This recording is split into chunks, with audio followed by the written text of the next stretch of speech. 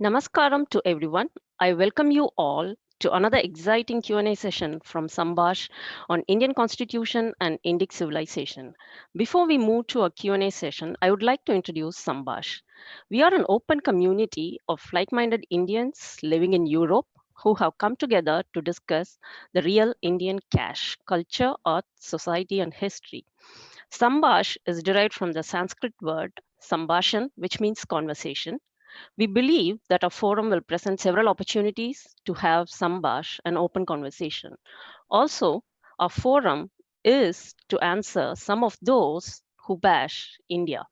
We hope to enlighten them with facts and histories rather than stories and gossips. With this introduction, we will move on to a session today, which will be hosted by myself, Lakshmi Karthikeyan, and Mr. Mohinder Gantashala. Now, I turn over to Mohinder to introduce our distinguished guest today. Thank you, Mrs. Lakshmi. We are very, very happy and fortunate to have the young and dynamic Mr. J. Sai Deepak. Sai, as he prefers to be known, is an engineer turned lawyer practicing as an arguing counsel primarily before the Delhi High Court and the Indian Supreme Court. Mr. Sai Deepak has carved a niche for himself in civil, commercial, intellectual property, constitutional, and competition law, and has been part of several landmark cases.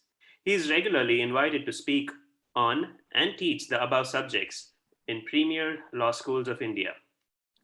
Mr. Sai Deepak has been engaged by the Department of Industrial Policy and Promotion, Ministry of Commerce, Government of India as an honorary advisor on the implementation of the national IPR policy.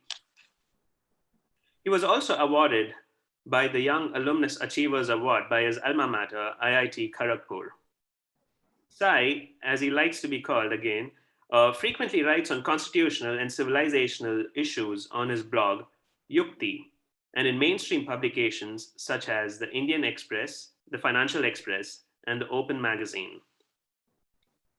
With that, Mr. Sai, again, I welcome you to our show at Sambash. Keeping with our today, the Indian civilization and Indian constitution. The Indian civilization, as we know it, has been there for several thousands of years.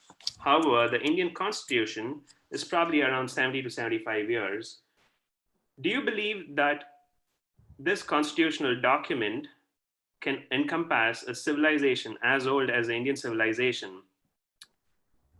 And in setting context, a 7,000-year-old civilization in a 70-year-old document. Is this merely a regulatory document for governance, or does it really bring out the meaning of the civilization itself? One, it's not a question of can. First of all, it's a question of does it. Okay.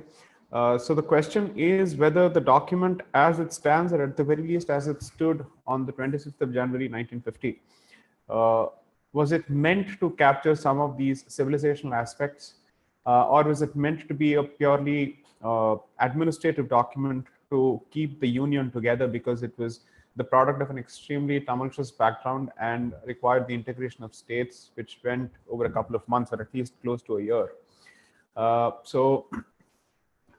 My reading of the Constitution, my continuing reading of the Constitution tells me that while it may not be possible to look at the Constitution entirely as a document which is a civilizational document, it is certainly not a document which is a deracinated document as sought to be presented by quite a few people, especially those with a colonial mindset, who continue to subscribe to the notion that India as a nation and as a country and as a state is a synthetic, let's say, product, or that it is the product of forced circumstances and does not have anything organic of its own. Okay. My reading of the Constitution tells me that that is not true. My reading of the Constitution tells me that there are enough and more markers within the Constitution that clearly highlight and that clearly capture the civilizational essence of Bharat as a civilization. Be that as it may, the better part of the document is actually focused on administrative and governance related aspects. Perhaps, let's say, after the first 5 or 6 chapters or parts of the Constitution, it largely focuses on administration. But the essence of the country's identity as seen by the Constitution and its continuum with the civilization is to be captured, according to me, or is to be looked at in the first 5 or 6 parts. That is the part relating to citizenship, the part relating to fundamental rights, the part relating to directive principles of state policy. These are the chapters which I would focus on to ask myself whether the country's civilizational inheritance has been captured, recognized, and acknowledged in the constitution. If yes, what does it translate to?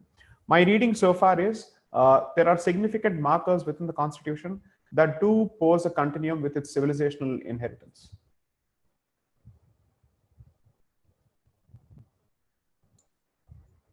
Thank you, sir. Keeping in the same line of thought, one of the questions that we had was around the decolonialism and whether that's reflected through our constitution. And one of the arguments that several people are making is it is probably inclined towards a certain community and it's not pro everybody in the country. So it's like it has a certain slant or a leaning towards. Is the constitution meant to be that way? Like, has the decolonialization actually been brought out through the essence of the constitution? So I think some of these terms need to be clarified so that people have a clearer picture of how to use them and where to use them. Colonization and coloniality are two different aspects. Colonization is the act of colonization either through physical or legal or through both means. Whereas coloniality is to perpetuate a certain mindset wherein the colonizer's point of view effectively dominates the indigenous point of view. Therefore, decolonization and decoloniality are two different things. Decolonization is the act of physical and legal vacation of the colonizer, which is once the British leave India and they cede all legal control over India, it is no more a colony.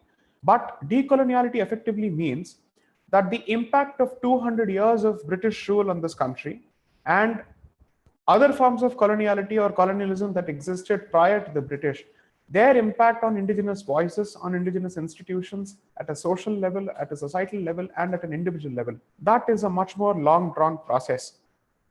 And my reading of the constitution says that while the Indian constitution has adopted certain structures which are colonial in nature, such as a parliament, such as the European style of democracy and whatnot, the definitions that it has given effect to and the kind of values that it is subscribed to in the constitution are indigenous, and they are not necessarily traceable to the colonizer's mindset. Of course, there are significant parts of the constitution which are directly taken from the Government of India Act of 1935. For instance, issues relating to administration, the structure of the Supreme Court, which was previously the Federal Court of India, the structure of states, the relationship between the states and the center, which was largely a product of the negotiations between the Chamber of Princely States and British India. So each of these aspects covers the administrative related aspects. But with respect to those issues that highlight whether we are a Hindu civilizational state or a Dharmic civilizational state, what is the source of our morality, what do we treat as public morality, why do we wish to protect cows under the constitution? These are effectively aspects of decoloniality where the indigenous sentiment is being reflected.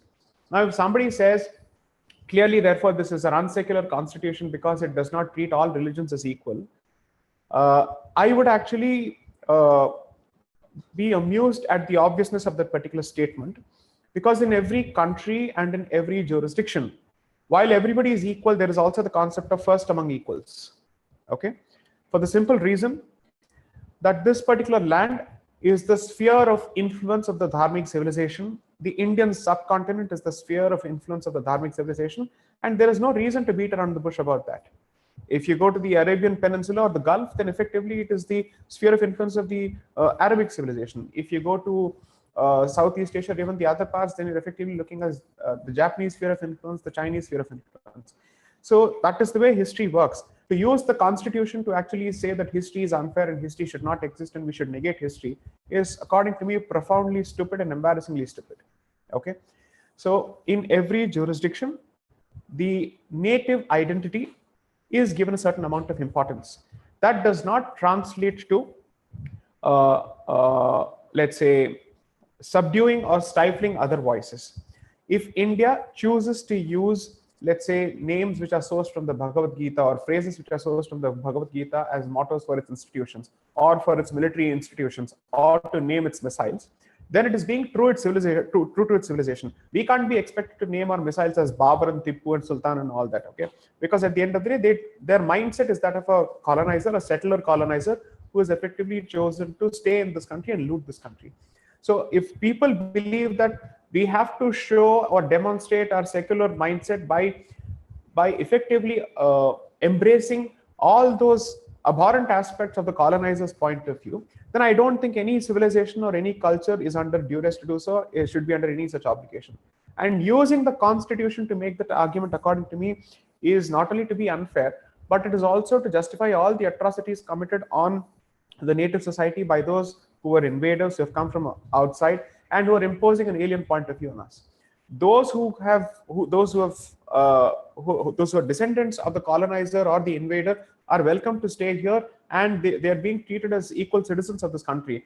But to say that their point of view and everything that they stand for, which sometimes could militate against our point of view, must also be given equal importance, I don't see justification for that, either from a civilizational standpoint or a sociological standpoint, or dare I say even the constitutional standpoint. That can't be accepted. That argument does not hold water at all. In Europe, at the end of the day, if there is a civilizational narrative which combines their pre-Christian traditions and their Christian traditions, they have a right to practice it and they have a right to enforce it legally. Those who go to Europe must necessarily subscribe to it. Similarly, when you come to India, this is the land of Dharma, this is the land of Vedas, this is the land of an Indic point of view. Therefore, if you choose to live here or if you're born here, you will have to necessarily assimilate under that particular umbrella. And there is no need to run away from the position at all.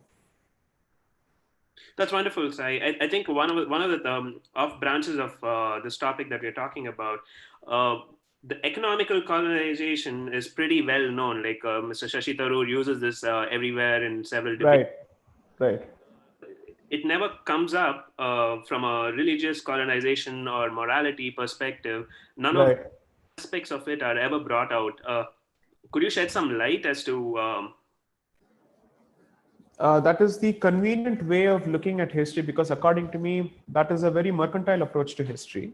And while Mr. Shashi Tharoor must be given credit for the fact that he has put in some amount of effort to capture the economic aspects of British colonization, I think anyone who chooses to run away from the religious aspect is retrospectively imposing our current notions of secularism on history, when perhaps the concept of secularism as is understood today was never in existence.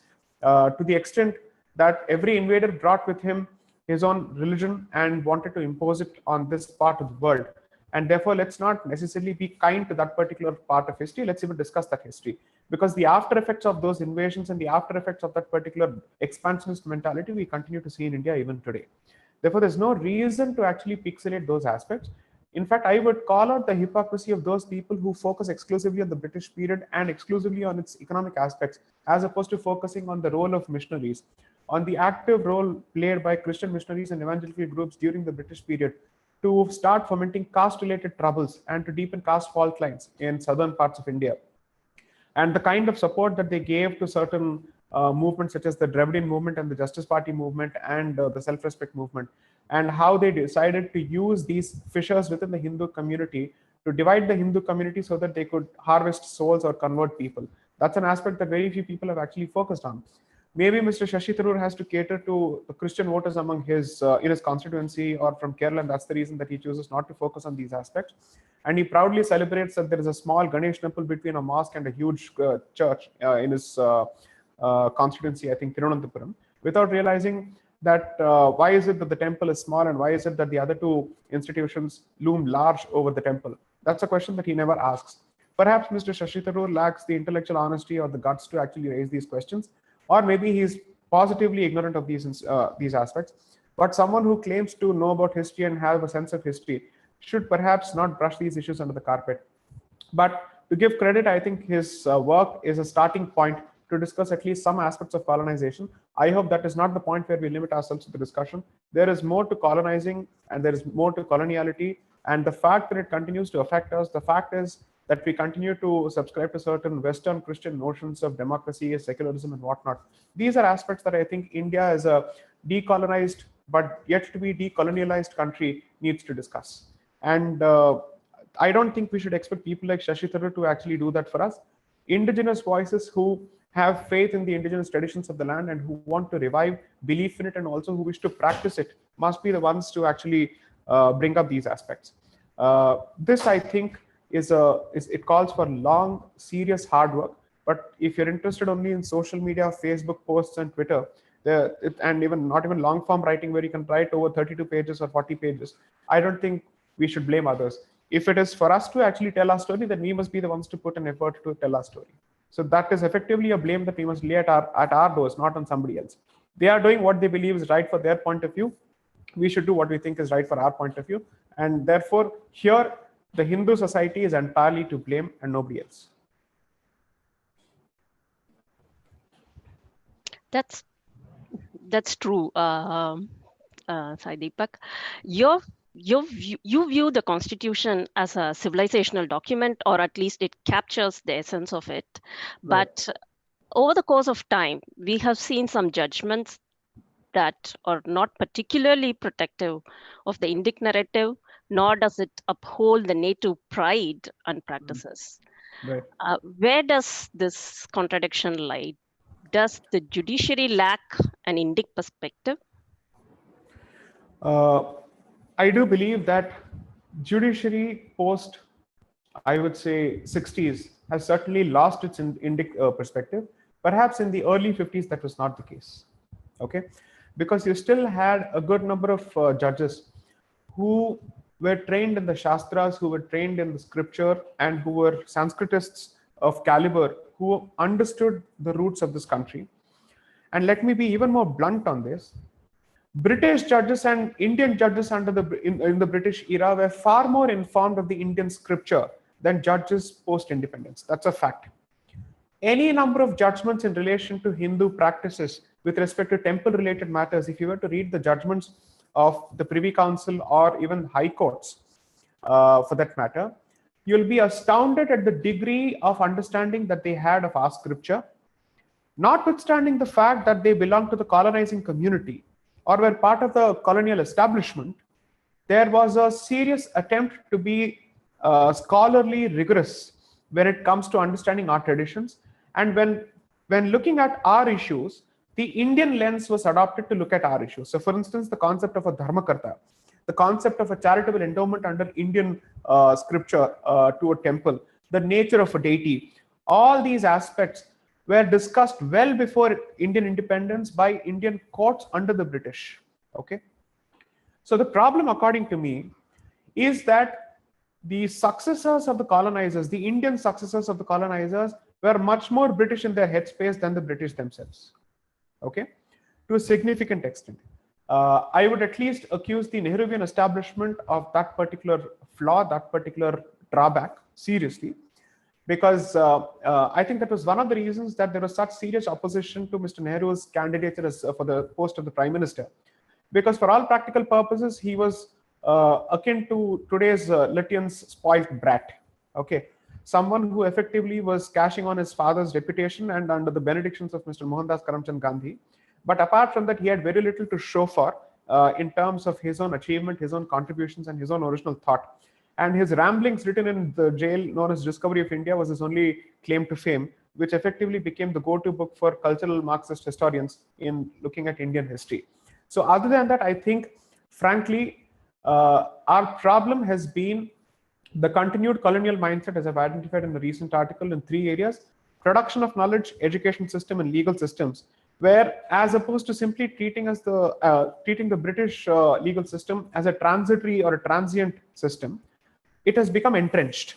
Okay, and there has been no active effort on the part of the Nehruvian dispensation, which I believe existed until 2009 or even 2014, with a brief lull between, I would say, 77 and Ms. Gandhi's re-election, and from 98 to 2004.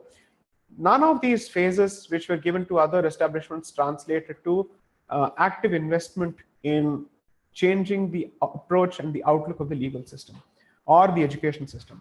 You can't hope to change the legal system without addressing the education system, because it is the education system that effectively creates an impression of the formative years. And you can't hope to change the opinions that people have had for 18 years suddenly once they enter the realm of law. That's not going to happen. Okay. So the investment needs to start with education, production of knowledge, not just education. Education is to disseminate, is to impart. Production of knowledge, indigenous knowledge systems. We have to go back to that. See, I think there's a very popular figure that I think I heard an expert actually mention. I could be wrong, and if I'm wrong, I'd like people to correct me. There were over 635,000 Gurukulas at the time of the entry of the British in India. 635,000 Gurukulas across the country, even when the British entered India, despite the ravages of Islamic invasions. Okay, that means our traditional education system and production of knowledge system continued to exist even after it was put to the test of the sword, okay, by the barbarian. Okay, but what it ultimately succumbed to is the adoption of the colonial mindset under the British. Okay, and any amount of data with respect to these Gurukulas will tell you that they were not Brahmin dominated, by the way. For the better part of their students or pupils were non-Brahmins, and a lot of these people coming from what was known as the fourth Varna at that point. Okay, so any amount of stereotype that is pushed with respect to our institutions that it was caste dominated or it was shut for certain people is completely belied by these facts. None of these aspects find mention in our history textbooks. So Professor C.K. Raju, in fact, makes a fantastic point. When someone keeps making the point of language policy that we must start educating our children in our native languages, he makes the point, teaching in the native language would simply mean translating the existing content from English to Hindi, not changing the nature of the content or the manner in which the content is approached. If India constantly speaks of why we invented zero and how we invented zero and all that, it comes from a certain thought process. Okay, it comes from a certain worldview. That worldview finds no reference in our education systems whatsoever. Okay, and therefore, one of the constant, let's say, criticisms of the current government that I have for a fact is that from 2014 till 2020, this government and its HRD ministry, they have not invested an iota of effort in changing the curriculum and making it more Indic. In fact, they take pride in the fact that they've done nothing to change the curriculum positively and in a long-term manner. Okay, so frankly speaking, we as a society have to ask ourselves, if the one political option which we thought would at least deliver the goods on that front does not have the confidence or the vision or the depth of intellect to undertake these initiatives, what options are we left with? We have given up on the Congress establishment. We thought that the current establishment will do something on it. That establishment is doing nothing on it. So what are we left with? Effectively, Hindus are beggars in their own countries. So that brings me to one of our audience questions by one Mr. Vijay Lohista. He refers to a paper by Professor Bal Gangadhara of the University of Ghent, where he says that is heavily biased against. Correct. So I think this one really resonates with the comments that you just made. So Dr. SNB's work, according to me, is path-breaking, is completely original, and is extremely bold, and I would request as many people as possible to read up his works. I draw a lot of my positions from the sagacious views and the depth of his work. In fact, I've had the privilege of having a conversation with him on constitutional morality. And the more I read his works, the more I'm clear about the fact that secularism is a term that is heavily Eurocentric and Christian-centric, and that is not the term that is to be used for India. And that's one of the reasons that it was never adopted in the original version of the Constitution. Therefore, a concept which has its origins in a Christian nation, in the context of which Christian denomination is supposed to be the state denomination, whether it should be a Protestant state or a Catholic state, is not the definition that we must adopt.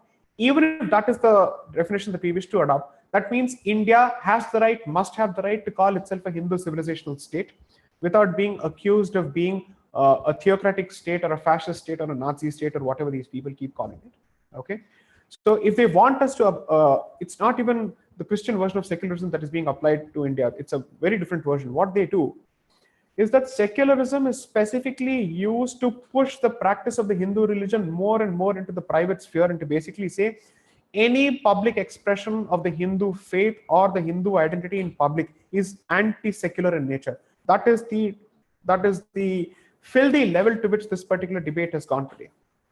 So recently, when Mr. Modi asked people to ring bells and do whatnot for COVID warriors, I think on the 21st of March or the 22nd of March, a lot of educated, so-called educated, urban deracinated idiots in tier 1 cities of India started writing on Facebook and Twitter, is it not unfair to the minorities in the country if we blow conch shells and if we actually ring our bells and whatnot? I said, are you really that crazy? The state may be secular, but as a society, we are not at all secular. It's a deeply religious society. If that's your version of secularism, you should leave this country, go set up a separate republic if you want. But you're nobody to ask us to not celebrate it in a manner that is consistent with our culture and with our values.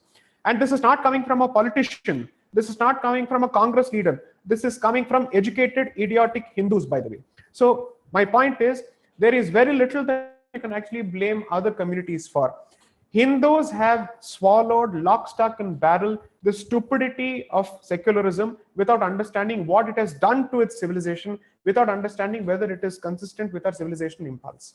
So frankly, it has become a self-loathing community with very little knowledge of its own history and with very little knowledge of what it is supposed to do. And it sees itself as an individual, does not think as a community. Therefore, according to me, a religious Hindu, a practicing Hindu with a civilizational mindset or a civilizational vision is the true minority in India. Yeah, that's great. Thanks for that, Sai Deepak. Now I would like to move on to the topic of intellectual property right. I would like to take a moment, if I may, to try and trace the history and hence the mindset of the people we are up against to protect our intellectual property. The phrase founders keepers or the word discovery is a quintessential religious term coming from the doctrine of discovery, which essentially means the first person belonging to a certain religion that sets sight on a piece of land owns that land. This has even been adopted, at least in the 1800s, in the US laws, and judgments were pronounced based on it.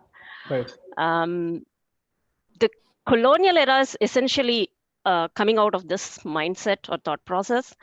And if we turn our attention towards the intellectual knowledge, the same mindset translates into the first Western mind who can understand a concept or a technique from a primary source. They become the inventor of it. A lot of work has been done in the field of mathematics, astronomy, science, chemistry, whatever, by Indian civilization or any other ancient civilization has not got its due recognition. And if you move to today's world, our intellectual knowledge and properties are stolen and patented. We have fought some and seen some patent reversals in memes, turmeric, etc., but a lot is left uncontested. It's the same thing in the spiritual sphere. So apart from the obvious economic loss that is coming out of this, does it also take away the essence of Indian civilization? It does. In fact, I think that's a brilliant question because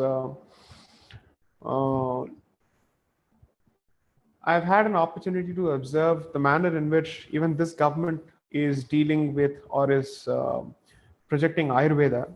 Even this government's approach to Ayurveda is extremely allopathic in style and nature. Okay.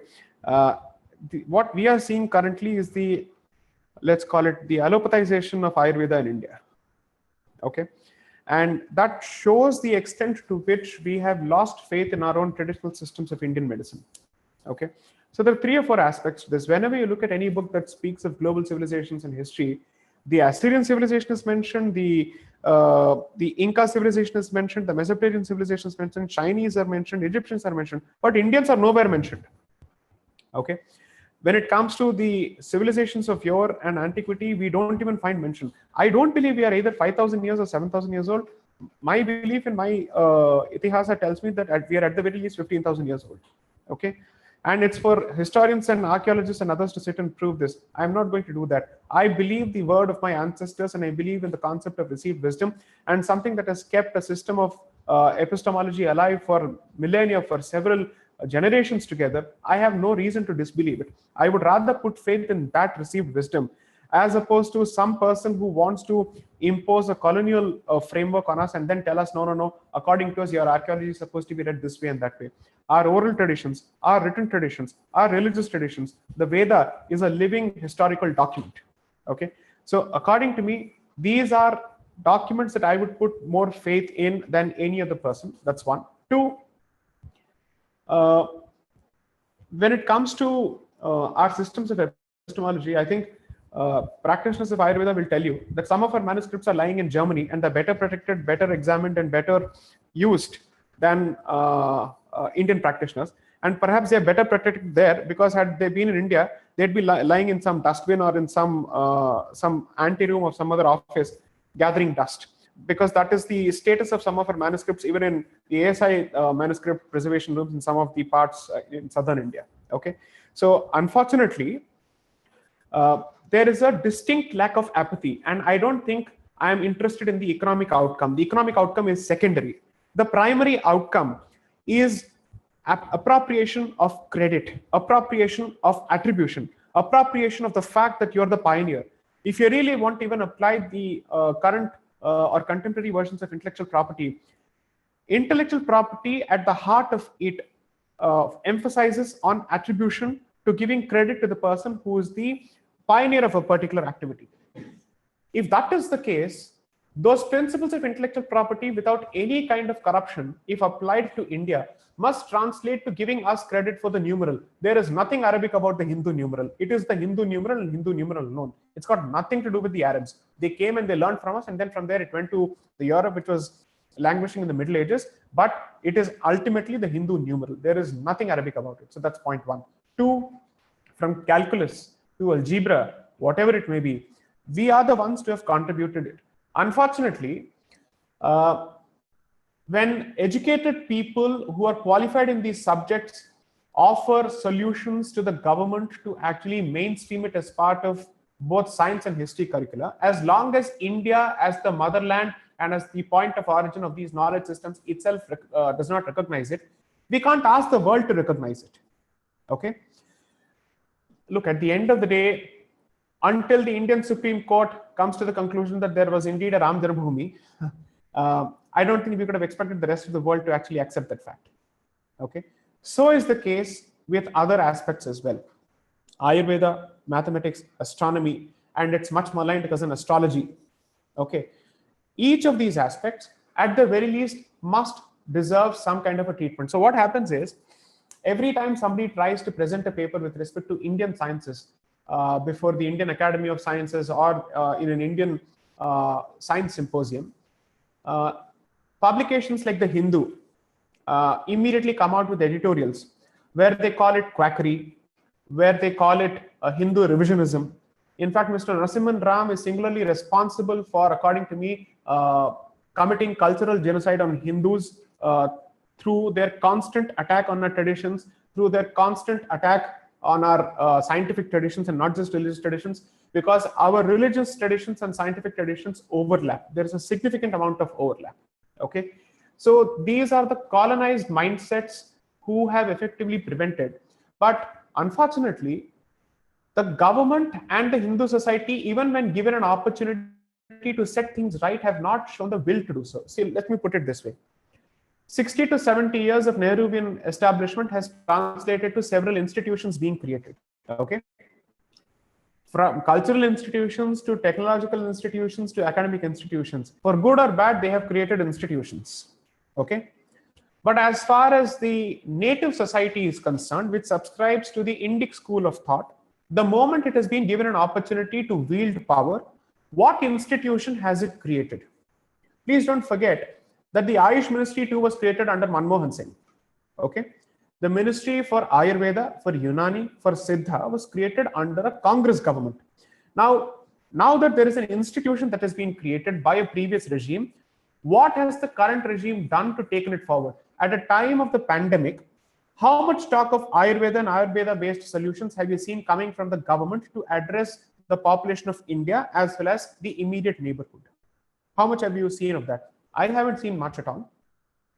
In fact, this is a time for India to have stepped up to showcase the lifestyle practices and the holistic approach of Ayurveda, so that the rest of the world knows that we are not a land of snake charmers. We are not the land of IT sweatshops. We are effectively the land that has understood the concept of environment. We are effectively the land that have understood the concept of hygiene. And for us, everything goes together. That is something that India ought to have showcased.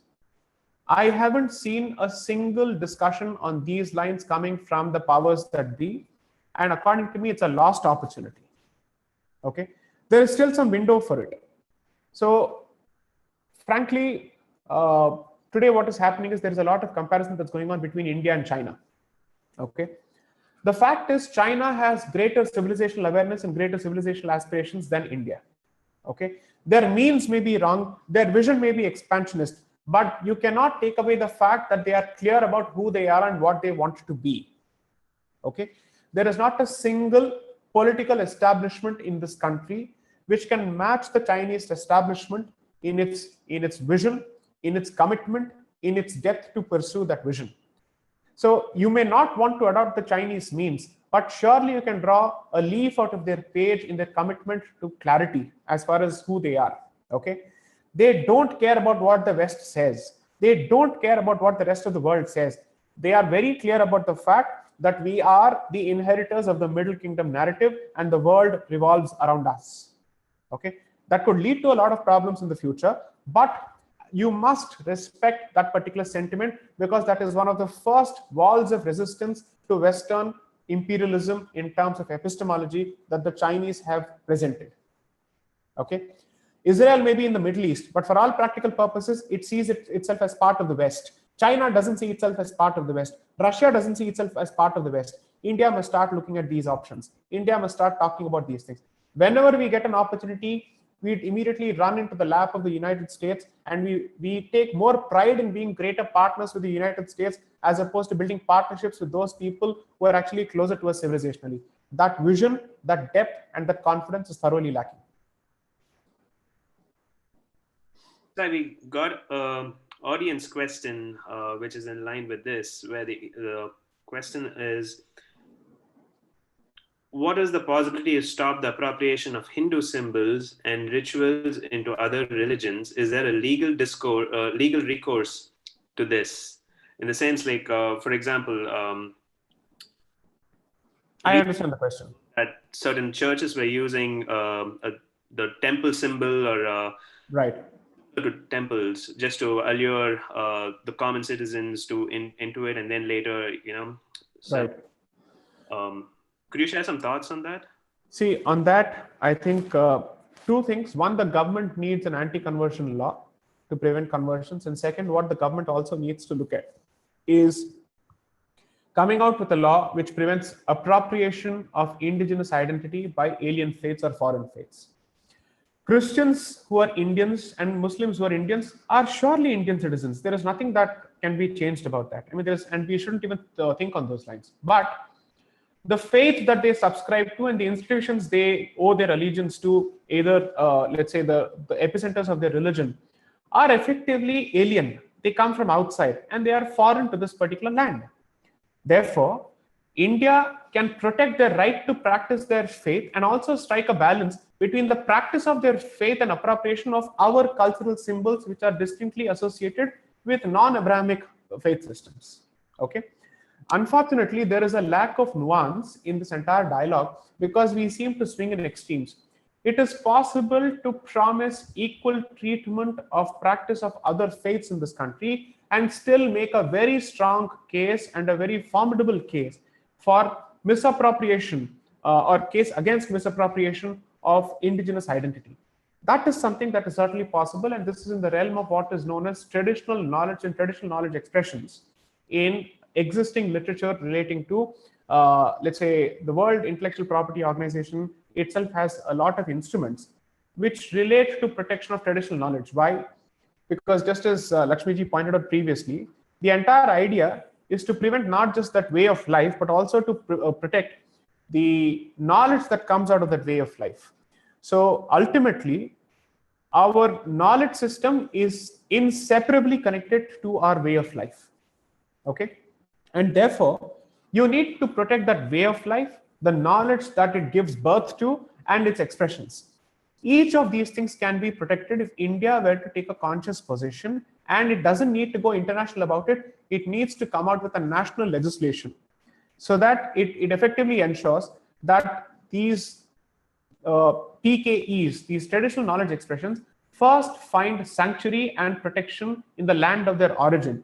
Only then India can speak of it outside. So one of the things that happens even with respect to Basmati or any other form of geographical indication is you are in a better position to assert your rights over Basmati when you have a registration over Basmati in your country.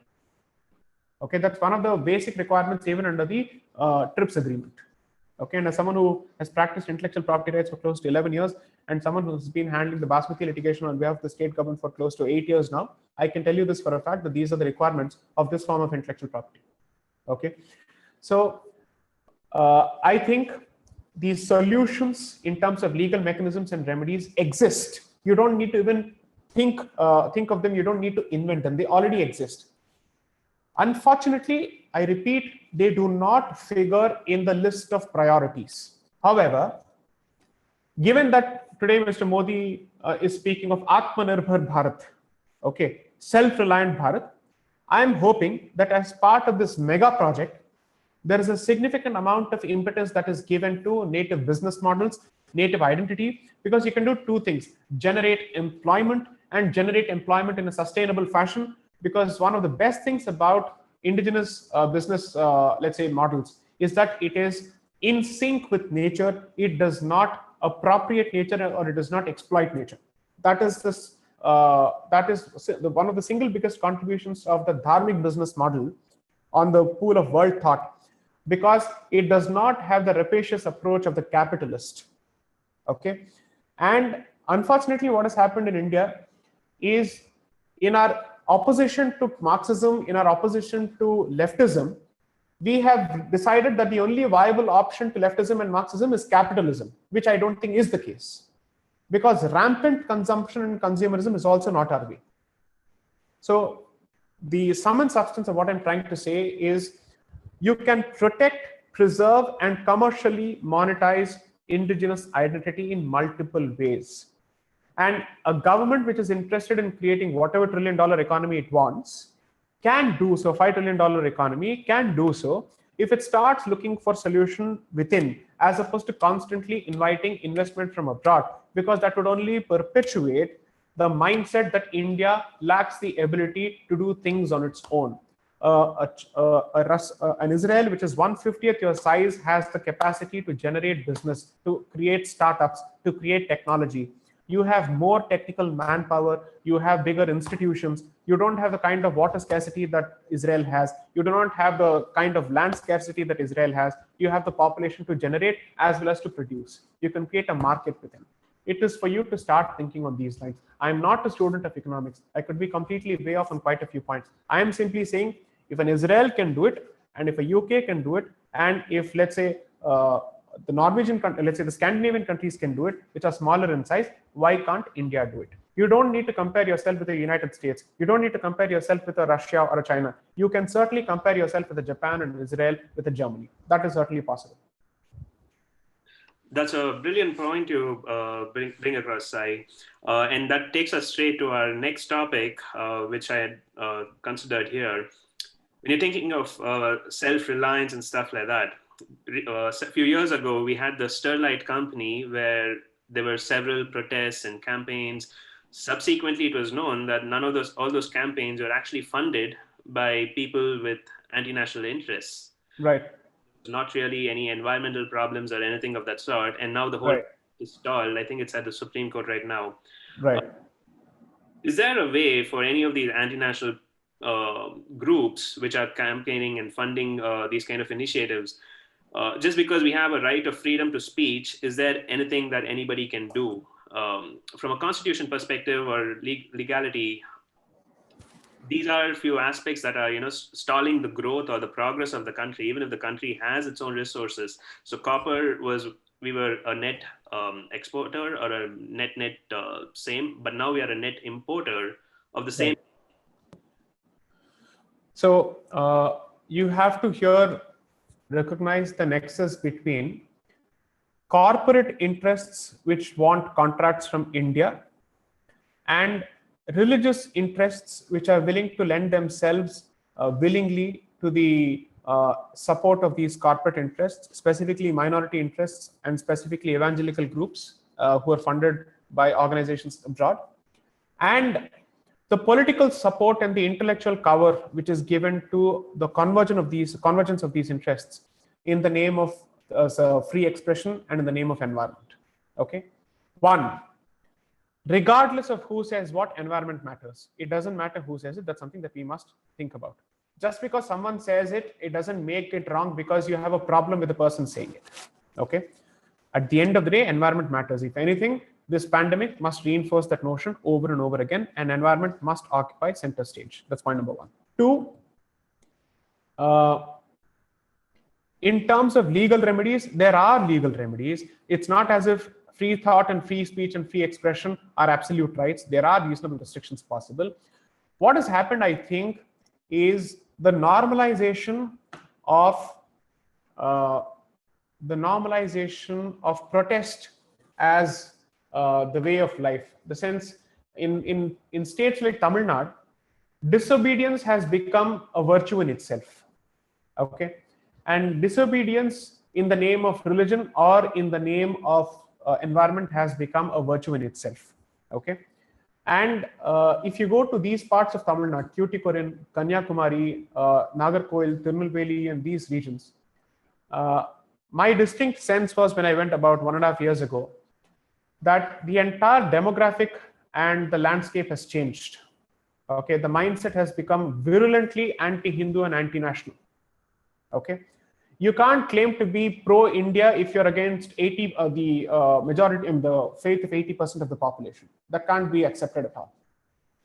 And the government's initiatives on this front, from tightening FCRA controls, has not been enough, according to me, because it's not just about tightening the flow of funds from outside. It is also about demographics within the country. Okay, and that is something that I think the government has not done enough about.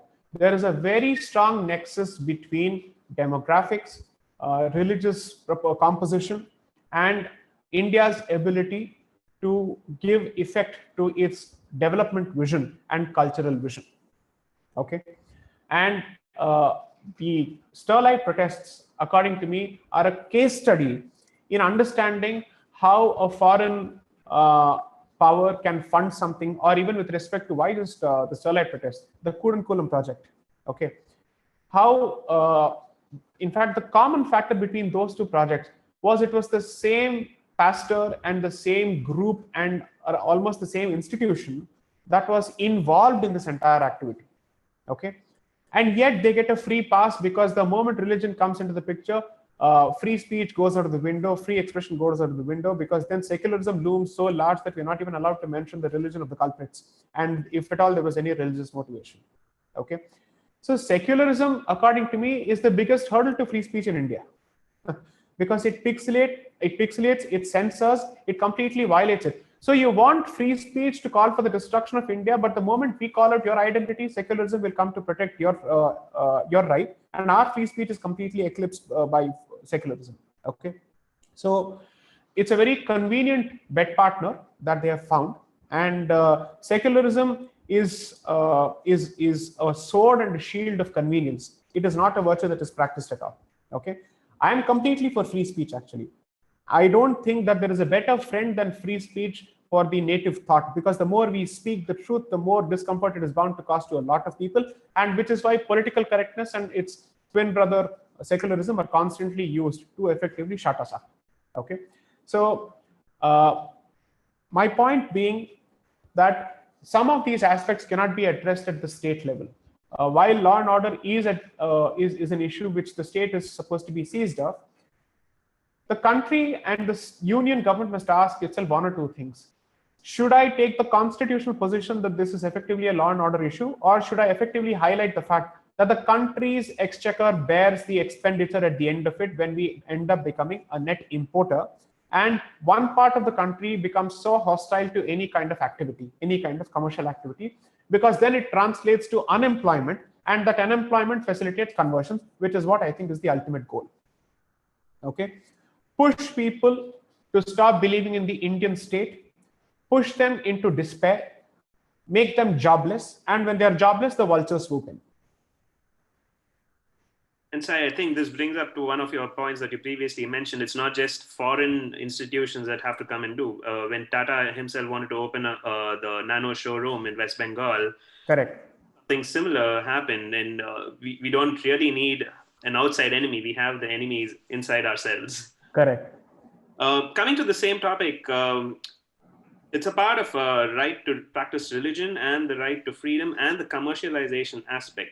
Certain communities are allowed to have certifications of right from originally it was a certain food product, and now we are starting to see the halal certification on vegetarian products. In Kerala, a few years ago, or maybe even a few months ago, there were luxury apartments which were halal certified. If certain apartments ate tenants only for Brahminical families, because probably the entire community were Brahmins. Right. A big hot news in the newspaper and social media, everywhere else. But if it's a luxury product or a luxury apartment which is halal certified, right, it goes through a blind eye. Right. I do understand the right to practice your religion is one of the aspects of the constitution, but is it selective participation, or is it a selective right only for the minorities? Because if anybody from else does it, there's a huge hue and cry about it. No, see, if you want a residential colony, or let's say a gated community of a specific character, to my understanding, that can't be stopped. Okay, that is the right. And they are saying we are comfortable living with people who share our way of life. So what's wrong with it? And it's private. There's nothing that can be done about it. Okay, I'm perfectly okay with it, as long as that's a two-way street. Okay, so this is less about whether it is right in principle and more about whether that right is equally available to everybody else. Okay. Second, on the aspect of halal, one thing I realized is that one of the biggest manufacturers of halal products are not Muslims, but Hindus, by the way. Okay. So if you choose to boycott halal, you should ask yourself what is going to be the impact on your community in the first place. Okay. You can't really ask for the boycott of something unless and until you have a viable alternative to present, because it's going to come back to haunt you. Okay. And that is the extent to which you have allowed this to percolate and pervade. Okay. So if you want an alternative to halal, then let us see if you as a community have the intelligence, have the resources, and have the guts to actually come out with an alternative to halal. And are you able to mainstream it to the extent that it is possible? Because you see, let us not belabor under the delusion that halal products are global or universal. Several parts of the world don't necessarily accept them. It's not the mainstream. Okay. So why is it that we should only think local? Let's go global on this particular issue and say that the rest of the world also has the right to propagate its point of view. And therefore, we want non-halal options, specifically even Hindu options. If airlines are capable of recognizing the concept of a Hindu meal, why can't we recognize the very same concept at every other level? Okay. From Emirates to Etihad, I think the concept of a Hindu meal exists. Okay. And they understand that a Hindu meal can't have beef. That is the extent of their realization. They are very clear about it. Okay. So let us actually start talking of those concepts in India. There is a lot of emotion that goes around these topics, but when it comes to actual action, when it comes to actually giving it rigorous flesh and blood character, somewhere I think as a community we are lacking. And we constantly say the government doesn't do this, we don't do this. Put some pressure on the government, give the government a concrete proposal, and find enough people to shout for you, create a chorus, and then let's see where that goes. But even creating a chatter on this particular issue has become so much of an ordeal, and it is so much of a task that to think beyond that at this stage is practically, let's call it impractical. Legally, there is no hurdle. Ethically, there is no hurdle. Morally, there is no hurdle. Socially, there is no hurdle. Mentally, there is a hurdle. Yeah. So now about the topic of citizenship and refugeeship. What is the definition of citizenship or refugeeship under Indian Constitution? Can India or any nation for that matter, which is a defined landmass and hence defined natural resources, take in endless refugees and grant them citizenship? What is the problem faced by the refugee crisis all over the world, but particularly in India? And what does it do to the Indic identity? So there is no definition of a refugee either under the Citizenship Act or the Foreigners Act. Okay, and citizenship in this country is defined by articles 5 to 10 of the Indian Constitution, which forms part of Part 2, along with the Citizenship Act. Okay, and there are certain cutoff dates which are effectively used to determine who is a citizen, because for us it's not just citizenship by birth. For us, what matters is whether you're a citizen by origin. That is very important to us. Okay, and therefore there is a clear ethnic requirement as far as Indian citizenship is concerned, and we don't need to be ashamed of it at all. That is the way we have operated, because we are interested in protecting a certain identity, period. That's point number one. Point number two, as far as a refugee is concerned, we bestow the status of a refugee on certain groups if we believe that they are truly being persecuted on some ground and they have cleared our security verification filters. Okay, until then you're either a citizen or a non-citizen. If you're a citizen, if you're a non-citizen, you are effectively a foreigner, and if you're a foreigner, you are effectively someone who has come with a foreign national document.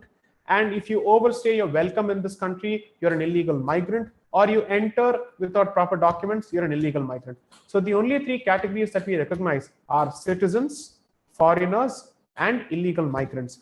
We don't have a definition for a refugee. That is an ad hoc procedure. And India still does not have a legislation that deals with the concept of refugeeship. This is something that I've said over and over again in the backdrop of the NRC, NPR, and the CAA. Okay, people do not have the most fundamental of understandings or even knowledge of what is the Indian legal framework when it comes to these aspects. Okay, and that is one of the reasons that they operate under the assumption that anybody who walks into this country, India must become a dharamshala and give them the status of a refugee. That is not how it works. India is a sovereign country. We are not a humanitarian establishment. We are a sovereign establishment. Okay. And when we choose to grant somebody the status of a refugee or even the status of a citizen from a foreigner or an illegal migrant, we have the right to ask ourselves whether you pose a threat to our people, whether you pose a threat to our way of life. If you fundamentally subscribe to an anti-Hindu position, which is the religion of 80% or at least 76% of the Indian population, subject to what the latest census tells us later, then we certainly have a problem accommodating you, because you can't hope to come into India with an anti-Hindu animus. You can't hope to come into India with an anti-civilizational position. If you want to come here, you must have the ability to coexist with the Hindus. If you can't, please leave. As simple as that. Okay. And every process of naturalization in every country is the process of assimilation of the foreigner into the native culture. It is not the imposition of the foreigner's culture on our culture. You have chose to come here, so you will live by our laws and our rules and our way of life. If not, you are not welcome here. And that is something that India has no reason to compromise on any principle of international law. There is no principle of international law that requires us to host a group of people or individuals who fundamentally hate India for what it stands for. Thank you for that, Deepak. There is a related question from our audience, Karthik Parashar. This question is from Karthik Parashar. What is the Indian constitutional position on the matters of dual citizenship? How does the OCI amendment to 1955 Citizenship Act fare at that? I haven't applied my mind to the amendments to the OCI, only to the extent that it basically says that perhaps that status can be revoked if you violate any law or any conditions which have been prescribed as part of that grant. That is my understanding of it so far. I haven't applied my mind to that particular issue beyond that. But on dual citizenship, I think India's position is outdated. India must recognize the concept of dual citizenship. In fact, I've heard a lot of Indian diplomats and ex-diplomats specifically discuss the fact that dual citizenship of Pakistani citizens, both in Pakistan and other countries, is helping them build their narratives better. Okay, is helping them retain their hold over their Pakistani or citizens of Pakistani origin. Okay, I think there is a growing gap between the Indian diaspora and the Indian society or the Indian state, which has been largely facilitated due to lack of dual citizenship. Okay, the Prime Minister's outreach, though important, is largely symbolic. And that particular engagement can be given concrete shape only with dual citizenship. Sure, let's discuss the demerits of it. Let's discuss the practical problems associated with it. But to take the position that dual citizenship is in principle a no-no and should not even be discussed or examined or explored as an option, I don't think is consistent with the times that we live in. It's completely anachronistic. You're living in an era where there is a strategic use of the diaspora by every country. And you can't hope to do that without giving something in return. Most importantly, you are at a stage when you're looking at third generation or fourth generation Indians in countries like Europe or in countries like America. And if you wait longer, they will have no reason to think of themselves as Indians even by origin. Okay, so the time is ripe, and perhaps this is the critical window for India to reach out and offer. It's not enough to say, I'll give you a visa the moment you arrive. No, that's not what they're looking for. Visa is temporary. What is more important is the umbilical cord, that they continue to have the Indian passport, that they continue to have the name Indian next to their names. Okay, that I think is something that India must start thinking about. This government is uniquely positioned to do so for one good reason, that the diaspora seems to respond to this particular dispensation, and especially Mr. Modi, openly and with such warmth that I don't think in my memory I have seen any other Indian Prime Minister get this kind of welcome anywhere in the world from Indian diaspora. Okay. Two, clearly that means the diaspora is still interested in the developments in India, and they're interested in seeing India arrive let's say at the table of big powers. With all these interests coinciding, why should they be not given Indian citizenship as well? Okay, what is the in principle opposition to this? You can't say that in this day and age where immigration for job opportunities and whatnot has become so normal that no, you must choose your loyalty and you can't have divided loyalties. If that is the case, they can be still accused of divided loyalty because they continue to bat for India despite being citizens of America. So much of remittance comes back to India in billions of dollars since the 1950s and 60s. Is that not a case of divided loyalty if at all you're looking at it? So you want them to have divided loyalties with respect to the country where they've gone for employment, but they can't have divided loyalties where they can be Indians as well as citizens of another country.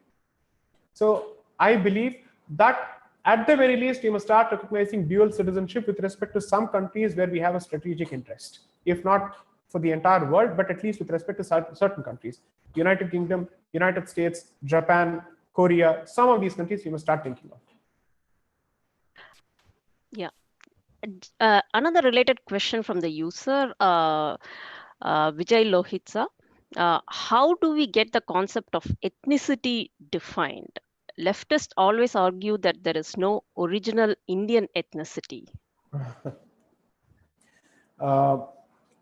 See, first of all, who these leftists are. In fact, my series in the Daily Guardian is precisely addressing these issues.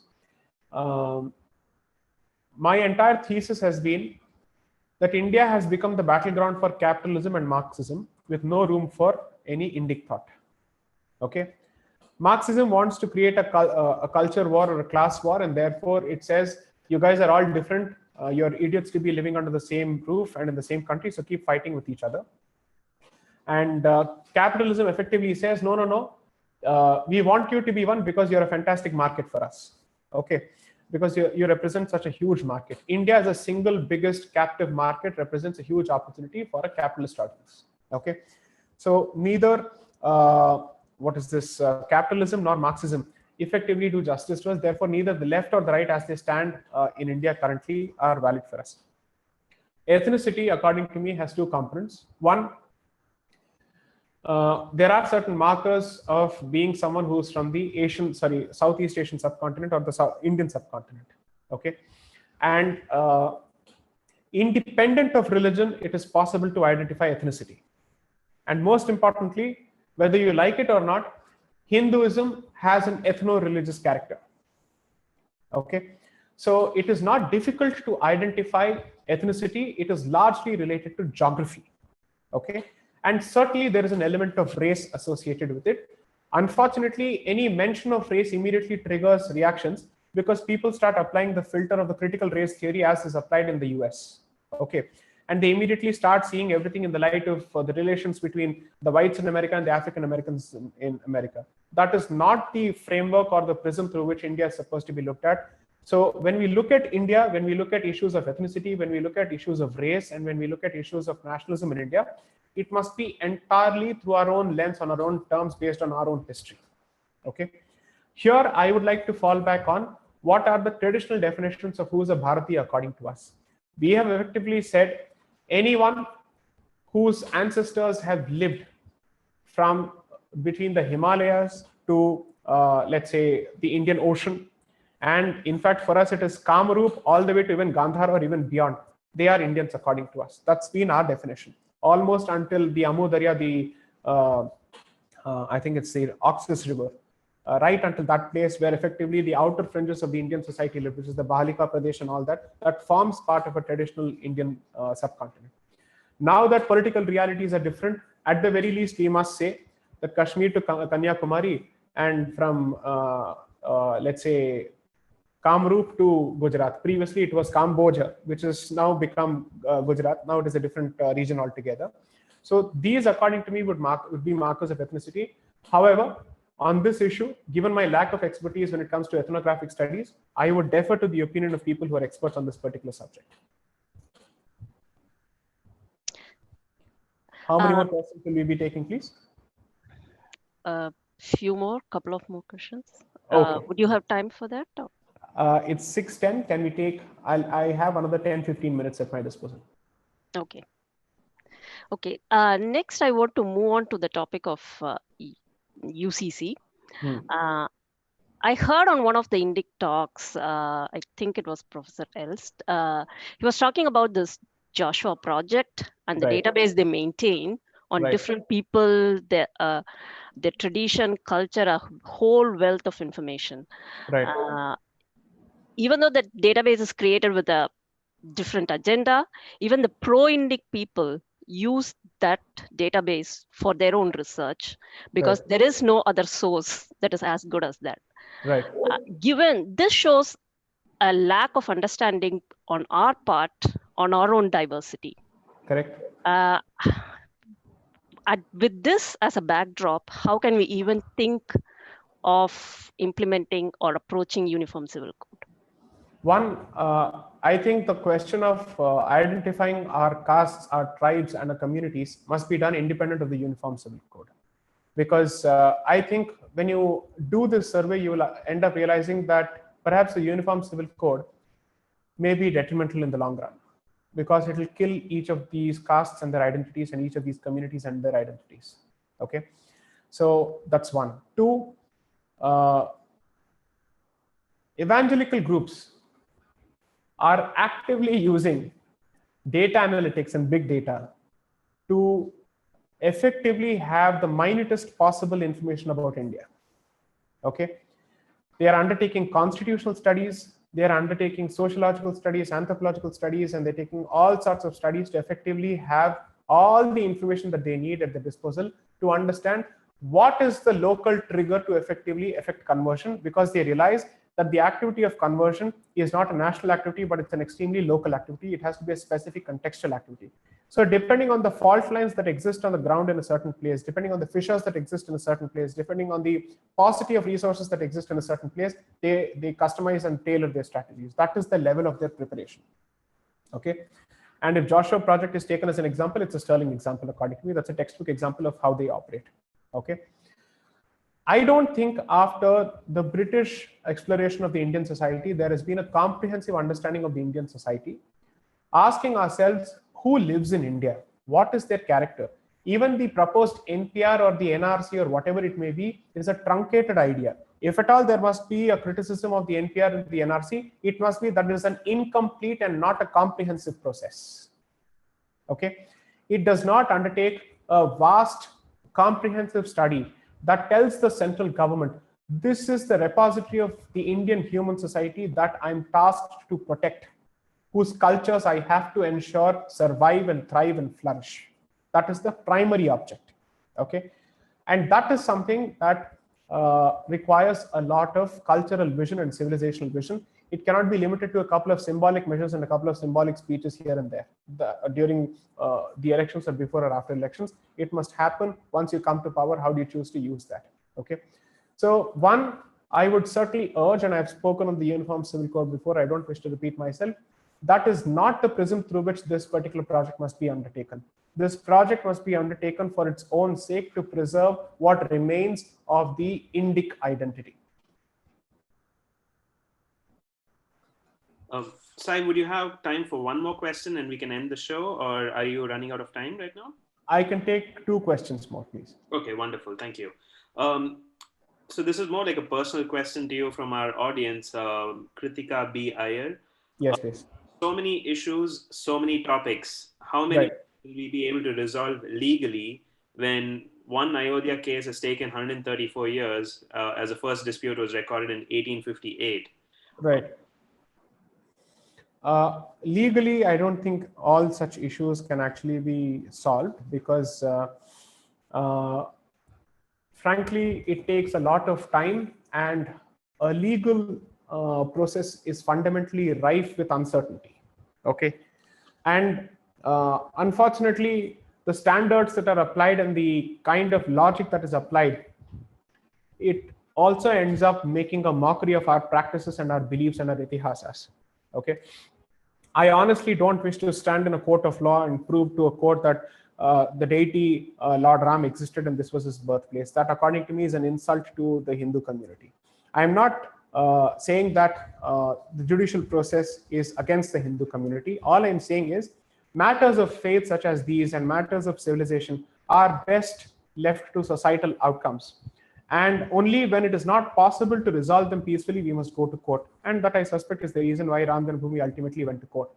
But is it not possible to undertake truth and reconciliation as an alternative? I know it is not exactly the success story that it has been portrayed in several jurisdictions, but it is certainly a much better alternative to a judicial process, because then you get to address several issues and several occupied sites in one go, as opposed to going after them one after the other, because that calls for a serious and long investment in multiple courts, and it calls for huge human resources. Not everybody can be expected to have the same kind of commitment that the team of Ram Janmabhoomi has had for several decades now. And most people, I don't think the Hindu community has thanked them enough. They may have thanked a couple of individuals, and certainly Mr. Parasaran, Sri K. Parasaran, must be thanked, and he must be remembered for generations to come for his service. But everyone who's actually contributed to that movement on the ground and who's been pursuing it since the days of the Faizabad District Court, the Allahabad High Court, and before it reached the Supreme Court, all of them must be interviewed. They must be asked, how did you collect the data? Where did you get the information from? What kind of archaeological help did you seek? What kind of expertise did you seek? There has been no analysis of that sort at all. Had this been in Israel, the Jewish community would have immediately stepped up and would have captured that entire exercise in the form of a book to basically say, this is the kind of work that has gone into proving that that site belongs to Ram, to Lord Ram. Okay, they would have immortalized it and they would have memorialized it. Okay, that is the importance of creating a memory around a certain incident. And we have got the verdict. The verdict itself is not a great read. The outcome may be great, but the reasoning is not, I would say, to my satisfaction or expectation. But beyond that, the Hindu society has proceeded saying that it's over, the job is done. That is the starting point of the discussion, because that is the lesson of the case study to be applied to other places, Kashi, Mathura, or even the St. Thomas Church in Chennai, which is effectively the site of the Mylapore temple, the original site of the Mylapore temple, which was demolished by the Portuguese. These are things that we must start talking about. Okay, even when we speak of invasions and demolitions of temples, we only speak of one particular group of people. Why not the others? It has happened across the board. What about the Portuguese Inquisition in Goa? What about the demolition of temples in Goa? These are activities. There are so many people with the surname Pai who are in Karwar, who are in Kerala. Who are these people? These are people who had to flee Portuguese persecution and go, and who had to run from there. Today they have a mixed language. Their original language is either Marathi or something that subscribes to the Konkan, but they've all run from that place. Nobody wants to ask them about their history. What about their temples? So the Ram Janambhoomi case, whether we take up a legal position or a social position subsequently, must at least tell us what kind of effort is called for. The community must know what kind of resources it must invest and cultivate, material resources and human resources. Do you have enough people to read your literature in primary sources, in primary language, to read inscriptions, to be able to collect those inscriptions and say this is what has happened? Not just our subjects. Why don't we read the Arabic literature where I'm sure they would have captured the act of demolition in clearer language and in more categorical language? Because Mr. Arun Shourie, as part of his articles, I think in the Indian Express or before, I think in Hindustan Times, and that article is captured in Sri Sitaram Goel's book, Hindu Temples, What Happened to Them, in volume 1. I think that's the first part of the first chapter, establishes that the history of demolition is captured in the most categorical language possible in Arabic. But when it is translated to Urdu, there is a dilution. From Urdu to English, there is no reference to destruction at all. There is no reference to demolition at all. So depending on the audience that book is actually directed at, the version of the demolition keeps changing. And when the talk started about Ram Janambhoomi, several of those books in the original language, they went missing from multiple libraries across the country. Because people realized that these books themselves, written by our own people, will hand enough ammunition to the other side. That is the level of preparation that is called for. And that means you put faith in what comes naturally to you as Hindus, knowledge. And what you're supposed to be masters of, knowledge. And what you're supposed to be worshippers of, knowledge. Pursue it and pursue it actively. I'm sure that the results will show. Thank you, Sai. And that one thing resonates in me right now. As Hindus, we have always been seekers of knowledge. Like we've always asked to question why, the hows. But I think over a period of time, and I think it's probably the colonial mentality or whatever mentality it is, that we forgot to ask questions. We blindly whatever is being given to us. No, even when we have questions to ask, the one thing that we lack is the guts to ask questions, which is why Swami Vivekananda, he emphasized on two aspects: Brahma Tej and Kshatriya Virya, which is you need to have the intelligence to ask the question and also the spine of a Kshatriya to ask the question, bear the consequences of asking the question. Both. So, with the interest of time, I have one last question. You're really spoken, and thank you so much for your wonderful insight. I'm sure you have a lot of people who think otherwise. Like you seem like an outlier in terms of your profession and like your thought process. I'll keep that as the last question for you. Personally, do you believe you're an outlier in the profession in the way you think and do? Or to think that I'm an outlier would be an arrogant position to take, because then I'd be making the statement that I'm different. I'm like Maggi tomato sauce and nobody exists like me. Okay. I don't think that's the way to look at it. I am perhaps an outlier only in terms of my outspokenness, and that too is a very tentative statement, because I'm sure a lot of people have done a lot more work and are speaking in their own circles.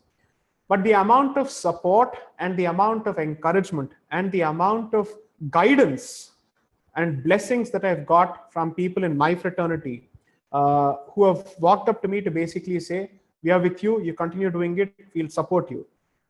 From across the board and across, by the way, religious affiliations.